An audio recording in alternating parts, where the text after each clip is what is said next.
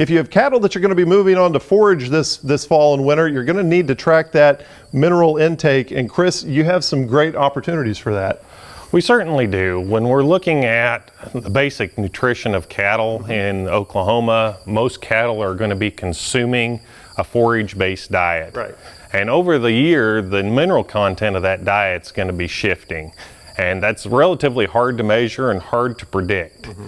So one of the things that we do to prevent deficiencies and symptoms of deficiency, such as calcium deficiencies that are sudden death syndrome, magnesium deficiency with grass tetany, or even things like copper deficiency that can lead to symptoms over time, such as low reproduction rates or low immunity and health problems, is that we supply those through other forms of nutrition. We can do that through supplemental feeding with cakes and cubes traditionally, or more commonly year-round, we recommend doing that through a free choice supplement, whether that's through a block situation or a tub.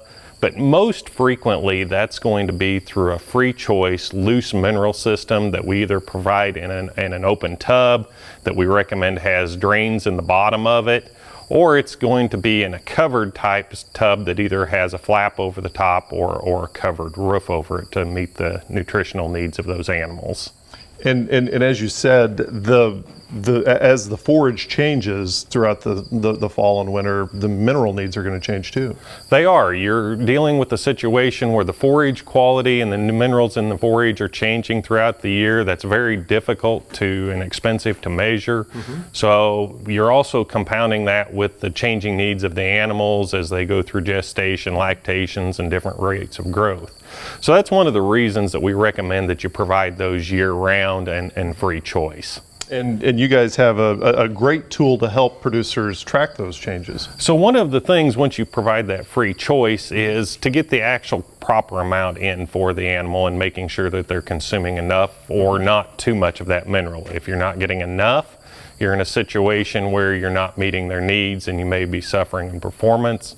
If they consume too much mineral, you can actually result in some imbalances that can create additional problems. Right.